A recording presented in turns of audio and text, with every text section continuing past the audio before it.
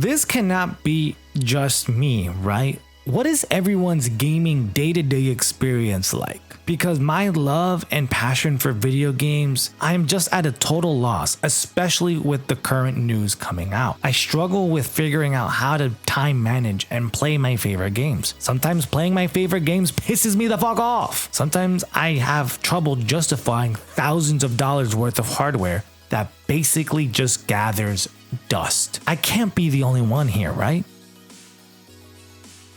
Okay, so a 50% price hike in Game Pass Ultimate, what the fuck is going on? And why is everything in the world so goddamn expensive now? This is ridiculous. However, I'm of a dual mind here. On one hand, I moved to the Xbox ecosystem this year and I've been loving every moment, and right now I'm still due. But on the other hand, and where I struggle is I can't let go of the golden years of gaming, and it clouds what gaming actually is in current day. So let's touch on that point first. I grew up in an era where you owned the game and that was it. You had it, you could revisit it whenever, no gimmicks, no nickel and diming you. Dude, I was so privileged. I had a cool gaming setup where I had a box where I would switch between PS2, N64, GameCube, SNES, NES, PlayStation 1, Sega Genesis. Like, there was value in having all my consoles and all the hardware. There was a reason to have them plugged in even after we moved on to the next generation. But we're not in this generation anymore. We're not in that era. As much as I want to own my own games, I want to recreate my physical game library, that era is over. And right now as an adult, it doesn't make sense. But I'm not going to stop fighting for those things. I very much still do. Let's be very clear. I want those things. But that's why I asked those questions in the opening. What is your day-to-day experience like? I struggle with figuring out playtime. I struggle with which platform I want to play on. I don't want to spend AAA money on games I'm not going to play or drop down the line. One of the main reasons Game Pass was appealing to me was because of that. I have since foregone the fanboy bullshit of the console wars. That time an era is over, and I'm so glad that it is. But with multiplayer experiences that you can play anywhere, have the same progression, play with everyone, the question you have to ask yourself is, why am I playing on a particular piece of hardware? That's why Game Pass exists. Like it or not, that's the solution. Caveats, mind you, but for the most part, I'm on board with that. Gaming anywhere matters to me. The main reasons I bought Ultimate was because I could play on my potato of a Series S, because the only reason I bought that was because I was still in that buy all the platforms mindset, and it was the cheapest. Great pro consumer choice in my opinion, but the fucking worst thing that ever happened to gaming. Such a hindrance this piece of shit has been this generation. But I love playing games, especially the game previews, and then switching over to PC. I love being able to pick up the games like you see in the background, Hollow Knight, and picking that up and playing it on my PC when my partner wants to play on the Xbox. But now that perk, the streaming part of it that I haven't taken advantage of, is now for every tier. So the lower tiers don't get a price increase. Ultimate gets a 50% hike. Is there justification in that? You continue getting EA Play. Now you get another old game catalog with Ubisoft classics. And now you get Fortnite Crew. Excuse me? Fortnite Crew? For me personally, as a sidebar, that's awesome. Fortnite is a game I revisit from time to time.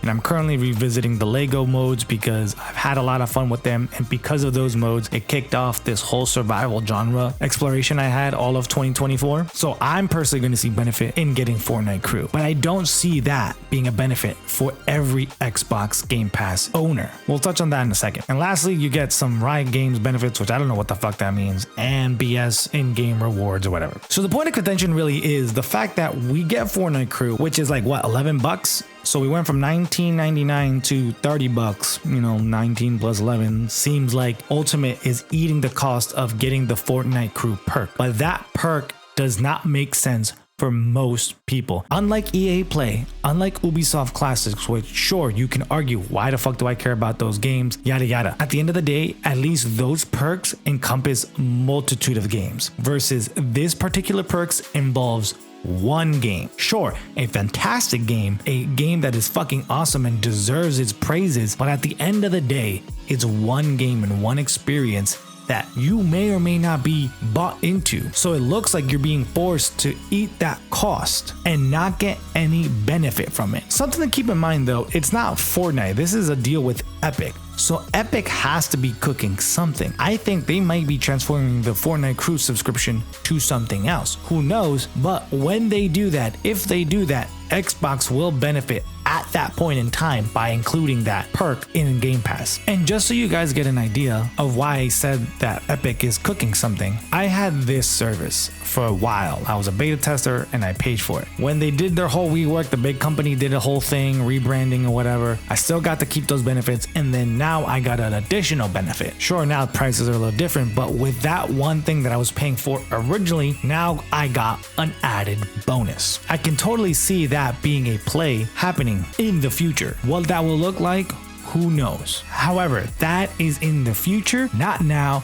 Therefore, it does not justify currently why some users are going to get a perk they have to essentially pay for and not get benefits from. Sorry, as much as I'm glazing Xbox, as much as I love Microsoft right now and Xbox or whatever, that's a shit move, period. And yeah, we can point it to the Fortnite thing because nothing else has changed about the Ultimate subscription. I had to Google it and I found out. I mean, Ultimate is where you got the day one exclusives. Ultimate was where previously you could do the streaming PC console thing, but now that moved on to the other tiers. So yeah, this price to Ultimate seems directly correlated to Fortnite. And I know and I think it's justified why people are being rubbed the wrong way. Should you own your video games? Absolutely, I think that's a thing everyone should still fight for. But the subscription model makes sense for some people. Both need to be able to coexist. Currently, my experience, I want to be effective as possible with my wallet. I'm mostly gravitating towards free-to-play titles, especially in the multiplayer space. I think my last gaming purchase was RuneScape. I am like countless others who have backlogs they do not touch. That is definitely wrong and something we can touch on later. However, my need to want to buy day one titles is really low. Even for compelling titles I know I'm going to enjoy. I think it's perfectly okay to wait for a game to be at your price point or check them out when you can actually afford them. There's nothing wrong with that. There is a growing unhealthy expectation, especially in the online discourse when it comes to that aspect. But $360 a year for a good chunk of those experiences to be either day one or a few months later is a good trade-off to me. I've already played probably $80 to $120 worth of games. I'm wrapping up the first Hollow Knight that I never got to play. Then I'm moving on to Silksong. I've tried a couple of game preview games that I very much enjoyed. I even gave this piece of garbage a shot. I'm not against subscription models. However, if you're going to do a price increase, that perk better benefit anyone and everyone who opts into it. If you have a perk that is going to be only useful to some people, then that is not worth it.